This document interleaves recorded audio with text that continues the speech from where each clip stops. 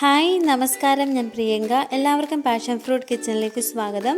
ഏതെങ്കിലും കൂട്ടുകാർ ഈ ചാനൽ ആദ്യമായിട്ടാണ് കാണുന്നതെങ്കിൽ മറക്കാതെ സബ്സ്ക്രൈബ് ചെയ്തേക്കണേ. വീഡിയോ ഇഷ്ടപ്പെടുകയാണെങ്കിൽ ലൈക്ക് ചെയ്യാനും അതുപോലെ തന്നെ വീഡിയോ സ്കിപ്പ് ചെയ്യാതെ വാച്ച് ചെയ്ത് സപ്പോർട്ട് ചെയ്യാനും മറക്കല്ലേ.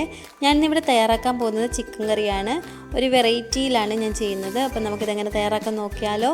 അതിനായിട്ടൊരു പാന് ഗ്യാസ് വെച്ച് കൊടുത്തിട്ടുണ്ടായിരുന്നു. ചൂടായിട്ട് വരുമ്പോൾ കുറച്ച് എണ്ണ ഒഴിച്ച് കൊടുക്കാം. എണ്ണ ചൂടായിട്ട് വരുമ്പോൾ ഒരു ചെറിയ കഷ്ണം ഇഞ്ചി ചെറുതായിട്ട് അരിഞ്ഞത്, ഒരു കുടം വെളുത്തുള്ളി ഇത്രയും കൂടി ഇട്ട് കൊടുത്തിട്ട് നന്നായിട്ടൊന്ന് വഴറ്റിയെടുക്കാം. ഇപ്പം ഈ വെളുത്തുള്ളിയുടെയും ഇഞ്ചിയുടെയും പച്ചമണമൊക്കെ ഒന്ന് മാറി വരും. അത്രയും സമയം ഒന്ന് വഴറ്റി മിക്സ് ചെയ്യാം. നമ്മളിട്ട് കൊടുത്തിരുന്ന ഇഞ്ചിയും വെളുത്തുള്ളിയും നന്നായിട്ടൊന്ന് വഴന്ന് വരുന്നുണ്ട്. ഈ സമയം ഒരു 4 സവാള നീളത്തിലരിഞ്ഞതോടെ ചേർത്ത് കൊടുക്കാം. മീഡിയം സൈസിലുള്ള സവാളയാണ് ഞാൻ എടുത്തിരിക്കുന്നത്. അതോടെ ചേർത്ത് കൊടുത്തിട്ട് നന്നായിട്ടൊന്ന് ഇളക്കി മിക്സ് ചെയ്ത് ഒന്ന് വഴറ്റിയെടുക്കാം. ഒത്തിരി ഗോൾഡൻ ബ്രൗൺ കളറാക്കണ്ട, ജസ്റ്റ് ഇതിൻ്റെ കളറൊന്ന് മാറി ഈ സവാളയൊന്ന് വെന്ത് കിട്ടണം. അത്രയും സമയം നമുക്കൊന്ന് വഴറ്റിയെടുക്കാം. നമ്മളിട്ട് കൊടുത്തിരുന്ന സവാളയെല്ലാം നന്നായിട്ടൊന്ന് മിക്സ് ചെയ്തെടുക്കുകയാണ്. ഇതിൻ്റെ കളറെല്ലാം മാറി വന്നിട്ടുണ്ട്, ഒന്ന് വെന്ത് കിട്ടിയിട്ടുണ്ട്. ഈ സവാള കണ്ടോ, ഇതുപോലെ കിട്ടിയിട്ടുണ്ട്. ഈ സമയം ഒരു 3 തക്കാളി ചെറുതായിട്ടൊന്ന് അരിഞ്ഞതോടെ ചേർത്ത് കൊടുക്കാം. എന്നിട്ട് നന്നായിട്ടൊന്ന് ഇളക്കി മിക്സ് ചെയ്യാം. ഈ തക്കാളി ഒന്ന് വെന്ത് ഉടഞ്ഞ് കിട്ടണം. അത്രയും സമയം നമുക്കിതൊന്ന് വഴറ്റിയെടുക്കണം. നമ്മൾ ഇട്ട് കൊടുത്തിരുന്ന തക്കാളിയെല്ലാം നന്നായിട്ടൊന്ന് വെന്ത് ഉടഞ്ഞ് വന്നിട്ടുണ്ട് ഇതുപോലെ. ഈ സമയം നമുക്ക് ഫ്ലെയിം ഓഫ് ചെയ്തിട്ട് ഈ മിക്സ് ഒന്ന് തണുക്കാനായിട്ട് വെക്കാം. തണുത്തതിന് ശേഷം ഒരു മിക്സിയുടെ ജാറിലിട്ടിട്ട് നന്നായിട്ട് പേസ്റ്റായിട്ടൊന്ന് അരച്ചെടുക്കണം. തരികളൊന്നും ഇല്ലാതെ വേണം ഒന്ന് അരച്ചെടുക്കാനേ. ഇനി നമുക്കിതൊന്ന് മാറ്റി വെക്കാം. ഇനി ഒരു പാന് ഗ്യാസ് വെച്ചിട്ട് ചൂടായിട്ട് വരുമ്പോൾ കുറച്ച് എണ്ണ ഒഴിച്ച് കൊടുക്കാം. ഈ എണ്ണ നന്നായിട്ടൊന്ന് ചൂടായിട്ട് വരുമ്പോൾ ആവശ്യത്തിനുള്ള കടുക് ഇട്ട് കൊടുക്കാം. കടുക് നന്നായിട്ട് പൊട്ടി വരും. നമ്മളിട്ട് കൊടുത്തിരുന്ന കടുകെല്ലാം നന്നായിട്ടൊന്ന് പൊട്ടി വന്നിട്ടുണ്ട്. ഈ സമയം 3 വറ്റൽമുളക് ചെറുതായിട്ട് അരിഞ്ഞത് ചേർത്ത് കൊടുക്കാം. ആവശ്യത്തിനുള്ള കറിവേപ്പില ഇട്ട് കൊടുക്കാം. നമ്മൾ അരച്ച് വെച്ചിരിക്കുന്ന സവാളയുടെയും തക്കാളിയുടെയും പേസ്റ്റ് ഉണ്ടല്ലോ, അതോടെ ചേർത്ത് കൊടുക്കാം. നന്നായിട്ടൊന്ന് ഇളക്കി മിക്സ് ചെയ്യണേ. ഞാൻ ആ ജാറ് കഴുകിയ വെള്ളം ഇച്ചിരി ചേർത്ത് കൊടുക്കുന്നുണ്ട്. നിങ്ങൾക്ക് ഗ്രേവി എത്ര വേണോ അത്രയും വെള്ളം ചേർത്ത് കൊടുക്കാമേ. ഇത്രയും വെള്ളം ചേർത്ത് കൊടുത്തിട്ടുണ്ട്. ഇനി നമുക്കിതെല്ലാം ഒന്ന് മിക്സ് ചെയ്തൊന്ന് ഇളക്കി നന്നായിട്ടൊന്ന് തിളപ്പിച്ചെടുക്കാം. നമ്മൾ ഒഴിച്ചു കൊടുത്തിരുന്ന ഗ്രേവി എല്ലാം നന്നായിട്ടൊന്ന് നന്നായിട്ടൊന്ന് തിളച്ച് വരുന്നുണ്ട്. ഈ സമയം ഫ്ലെയിം ഒന്ന് ലോയിലാക്കാം. ഇനി നമുക്കൊരു പാന് ഗ്യാസ് വെച്ചിട്ട് ചൂടായിട്ട് വരുമ്പോൾ കുറച്ച് എണ്ണ ഒഴിച്ച് കൊടുക്കാം. ഒരു 2 ടേബിൾ സ്പൂൺ എണ്ണ മതി കേട്ടോ.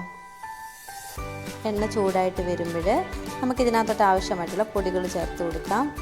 ഒരു 2 സ്പൂൺ അളവിൽ മുളക് പൊടി, കാശ്മീരി മുളക് പൊടിയാണ് ചേർത്ത് കൊടുക്കുന്നത്. 2 സ്പൂൺ അളവിൽ മല്ലിപ്പൊടി.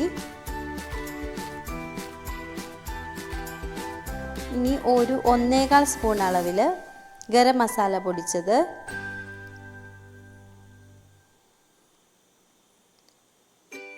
ഒരു 1/4 സ്പൂൺ അളവിൽ മഞ്ഞൾപ്പൊടി ഇത്രയും ചേർത്ത് കൊടുക്കാം.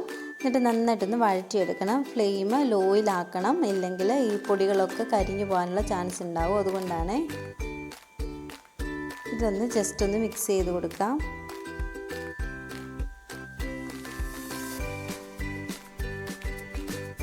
ഇനി ഇതിനകത്തോട്ട് ഞാനൊരു 1/2 സ്പൂൺ അളവിൽ കുരുമുളക് പൊടിയും 1/4 സ്പൂൺ അളവിൽ മഞ്ഞൾപ്പൊടിയും കൂടി ചേർത്ത് കൊടുക്കുന്നുണ്ട്.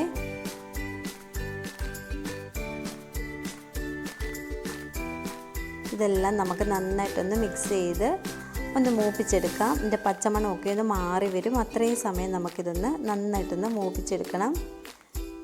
നമ്മളിട്ട് കൊടുത്തിരുന്ന പൊടികളെല്ലാം നന്നായിട്ടൊന്ന് മൂത്ത് വന്നിട്ടുണ്ട്. ഇനി കുറച്ച് വെള്ളം ഒഴിച്ച് കൊടുത്തിട്ട് ഈ മിക്സ് എല്ലാം ഒന്ന് നന്നായിട്ടൊന്ന് മിക്സ് ചെയ്തെടുക്കാം. എല്ലാം ഒന്ന് നന്നായിട്ടൊന്ന് മിക്സായിട്ട് വന്നിട്ടുണ്ട്. ഇതിൻ്റെ പച്ചമണമൊക്കെ ഒന്ന് മാറി വന്നിട്ടുണ്ട്. ഇതിന് നമുക്ക് ആ തക്കാളിയുടെയും സവാളയുടെയും മിക്സിലോട്ടൊന്ന് ചേർത്ത് കൊടുക്കാം. ഇതെല്ലാം ഒന്ന് നന്നായിട്ടൊന്ന് മിക്സ് ചെയ്തെടുക്കാം. എല്ലാം ഒന്ന് നന്നായിട്ടൊന്ന് മിക്സ് ആക്കി എടുക്കുന്നുണ്ട്. നന്നായിട്ടൊന്ന് തിള വന്നിട്ടുണ്ട്. ആവശ്യത്തിനുള്ള ഉപ്പൂടെ ചേർത്ത് കൊടുക്കാം. ഇനി നമ്മൾ കഴുകി വൃത്തിയാക്കി വെച്ചിരിക്കുന്ന ചിക്കനോട് ചേർത്ത് കൊടുക്കാം. 2 കിലോ ചിക്കനാണ് ഞാൻ എടുത്തിരിക്കുന്നത്, അതോടെ ചേർത്ത് കൊടുക്കുന്നുണ്ട്. ചിക്കനെല്ലാം ഞാൻ അതോട്ട് ഇട്ട് കൊടുത്തിട്ട് നന്നായിട്ടൊന്ന് മിക്സ് ചെയ്തെടുക്കുന്നുണ്ട്. ഈ സമയം ഗ്രേവി എത്ര വേണോ അത്രയും വെള്ളം ഒഴിച്ച് കൊടുക്കണേ. എല്ലാം ഒന്ന് നന്നായിട്ടൊന്ന് മിക്സ് ചെയ്തെടുക്കുകയാണ്.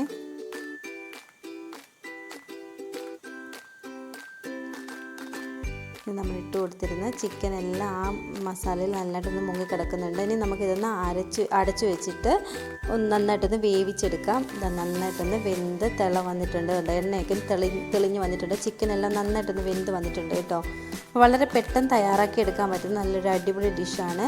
ഇതൊക്കെ ഉണ്ടോ, നല്ല ചാറൊക്കെ ഒന്ന് കുറുകി വന്നിട്ടുണ്ട്. ഇനി നമുക്ക് ഇതിനകത്തോട്ട് ആവശ്യമായിട്ടുള്ള മല്ലിയിലൂടെ ചേർത്ത് കൊടുക്കാം. ഇങ്ങനെ ചേർത്ത് കൊടുക്കണം നിർബന്ധമില്ല, ഇഷ്ടമുണ്ടെങ്കിൽ ചേർത്ത് കൊടുക്കാം, ഇല്ലെങ്കിൽ സ്കിപ്പ് ചെയ്യാം. മല്ലിയിലയ്ക്ക് പകരം കറിവേപ്പില ഇട്ട് കൊടുത്താലും മതിയാവും. നമ്മുടെ ചിക്കൻ കറി ഇവിടെ റെഡി ആയിട്ടുണ്ട്. നമുക്ക് അപ്പത്തിൻ്റെ കൂടെയോ ചപ്പാത്തിയുടെ കൂടെയോ ചോറിൻ്റെ കൂടെ ഒക്കെ സെർവ് ചെയ്യാൻ പറ്റിയ ഒരു അടിപൊളി ഡിഷാണ്. ഞാൻ ഇടിയപ്പത്തിൻ്റെ കൂടെയാണ് ഇതൊന്ന് സെർവ് ചെയ്യുന്നത്.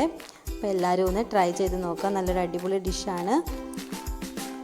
അപ്പോൾ നിങ്ങൾ ട്രൈ ചെയ്തിട്ട് ഫീഡ്ബാക്ക് കമൻറ്റ് ബോക്സിൽ അറിയിക്കാൻ മറക്കല്ലേ. താങ്ക്